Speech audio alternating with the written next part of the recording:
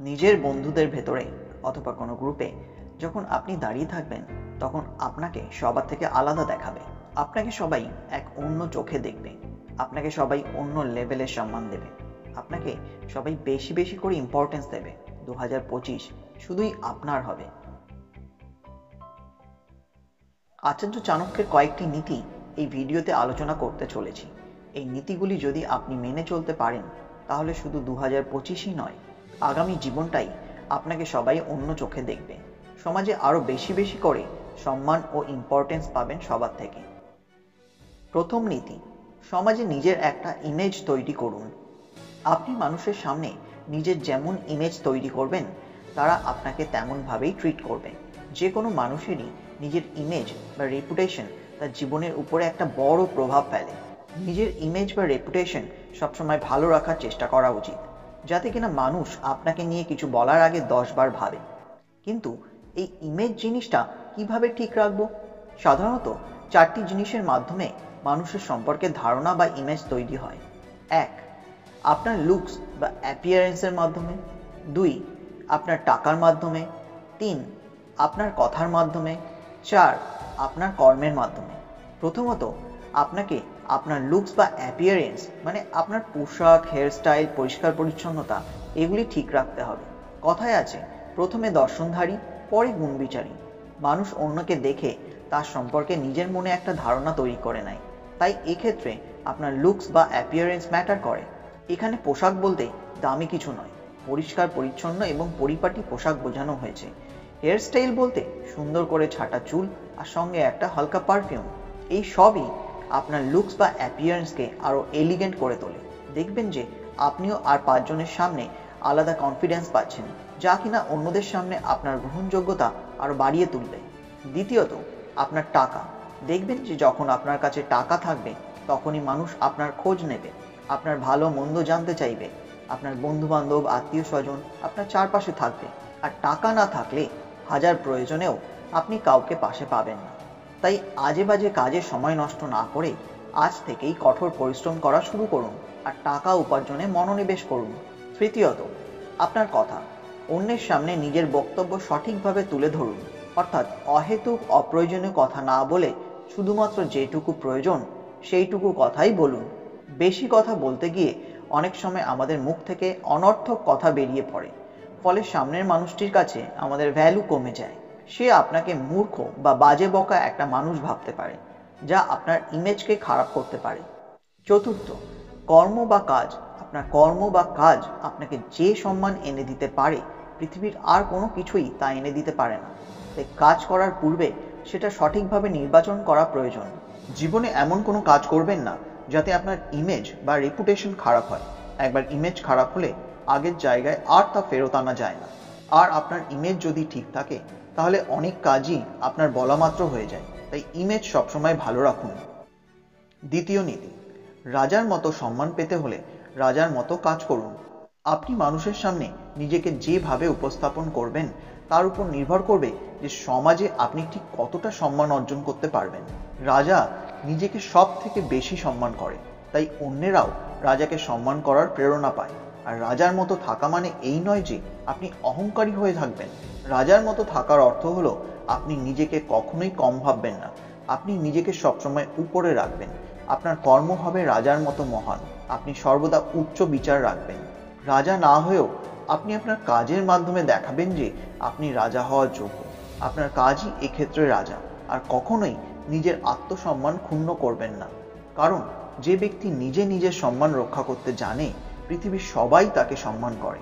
তাই যদি আপনি রাজার মতো সম্মান পেতে চান তাহলে রাজার মতো উচ্চ বিচার রাখুন এবং রাজার মতো কাজ করুন। তৃতীয় নীতি, আপনার ভবিষ্যৎ পরিকল্পনাগুলো সব সময় লুকিয়ে রাখুন।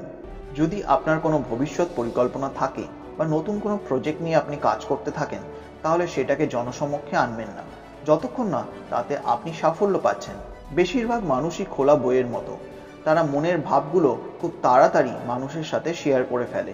কারো সংস্পর্শে আসলে বা কারোর সাথে একটু কমফোর্ট ফিল করলেই নিজের কাজ, ভবিষ্যৎ পরিকল্পনা বা গোলস তাদের সাথে শেয়ার করে ফেলে। সেক্ষেত্রে একটা সমস্যা আছে এবং তা ঘটে যখন আমরা আমাদের কাজে ব্যর্থ হই। তখন মানুষ আমাদের ব্যর্থতা নিয়ে কথা বলতে শুরু করে দেয় আর হাসাহাসি করে ব্যর্থতা নিয়ে।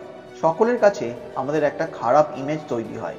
তারা এটা বলতেও পিছপা হয় না যে ও তো শুধু বলতেই পারে, কিছু করতে পারে না। নিজের মুখে লাগাম লাগানো বা কথাবার্তা মেপে বলা খুবই কঠিন একটি কাজ, কিন্তু তবু এটা অভ্যাস করা অত্যন্ত জরুরি। সব সময় কথা মেপে বলা উচিত। বইয়ের খোলা পাতার মতো নিজের সম্পর্কে সবটা বলে দেওয়া কখনোই উচিত নয়। নিজের সম্পর্কে কিছু না কিছু জিনিস সবসময় গোপন রাখা উচিত। আপনার মনে কি চলছে তা কখনোই বুঝতে দেবেন না। কিছুটা হলেও সকলকে কনফিউজড করে রাখতে শিখুন।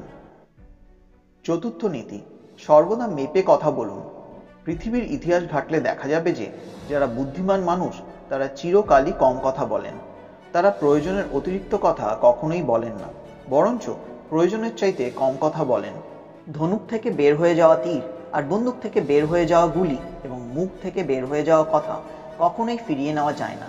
তাই সবসময় মেপে কথা বলুন। আপনি লক্ষ্য করে দেখবেন যে যারা প্রয়োজনের অতিরিক্ত কথা বলে তাদেরকে সকলের মধ্যে খুবই সাধারণ দেখায়। মানুষকে কখনোই নিজের কথার দ্বারা ইমপ্রেস করার চেষ্টা করবেন না, কারণ ইমপ্রেস করতে গিয়ে যখন আপনি প্রয়োজনের অতিরিক্ত কথা বলে বসবেন তখন আপনার মুখ থেকে ভুল কথা বের হওয়ার সম্ভাবনা থাকবে। এই গল্পটা হয়তো অনেকেই জানেন। এক রাজ্যে এক অপরাধীর ফাঁসির সাজা হয়েছিল। ফাঁসি দেওয়ার সময় কোনোভাবে দড়ি ছিঁড়ে যায়।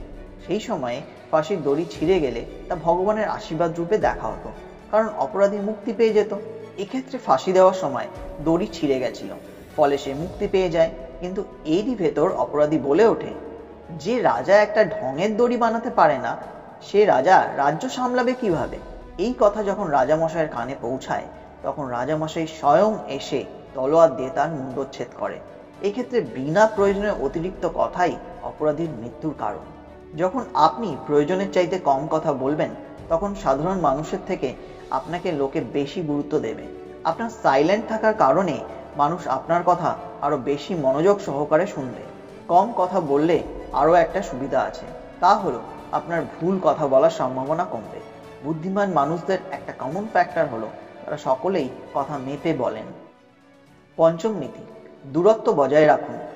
কোনো জায়গায় বারবার যাওয়া আসা করলে সেখানে আপনার ভ্যালু কমে যায়। আপনি যত বেশি অন্যের সামনে আসবেন ততই তাদের কাছে আপনি সাধারণ হয়ে যাবেন। যদি আপনি কোনো গ্রুপের মেম্বার হয়ে থাকেন তাহলে কিছু সময়ের জন্য সেখান থেকে সরে এসে দেখতে পারেন। দেখবেন তখন আপনাকে নিয়ে বেশি কথা হচ্ছে। দূরে থাকার সঠিক সময়টা শুধু আপনাকে জানতে হবে। আপনি খেয়াল করে দেখবেন যে বড় বড় সেলিব্রিটি বা স্টাররা কোনো পার্টি বা ইভেন্টে গেলে খাওয়া দাওয়া না করেই সেখান থেকে চলে যায়। অন্যের সামনে নিজের ভ্যালু বাড়িয়ে তোলার জন্য এটা তাদের একটা কৌশল, কারণ তারা জানে মানুষের সামনে তারা বেশি করে ধরা দিলে তারা অতি সাধারণে পরিণত হবে। সবার কাছে তাদের অ্যাট্রাকশন কমে যাবে। স্কিয়ারসিটি বা দূরত্ব যে কোনো জিনিসেরই মূল্য বাড়িয়ে তুলতে পারে, তা সে সম্মান হোক বা বাহ্যিক মূল্য। সোনা এই পৃথিবীতে খুবই কম পাওয়া যায়, যা তাকে অমূল্য করে তুলেছে। দূরত্ব অনেক সময় ভাবমূর্তি পাল্টে দেয়।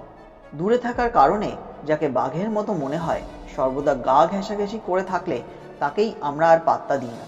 তাই শুধুমাত্র প্রয়োজন হলেই অন্যের সাথে দেখা করুন, আর দেখা করার সময় অবশ্যই নিজের ইমেজ বজায় রাখুন। নতুন বছরে এই 5টি নীতি নিজের জীবনে একবার হলেও অ্যাপ্লাই করে দেখুন। দেখবেন নতুন বছরে আপনার গুরুত্ব সবার কাছে কয়েক গুণ বেড়ে যাবে। আজ এই পর্যন্তই।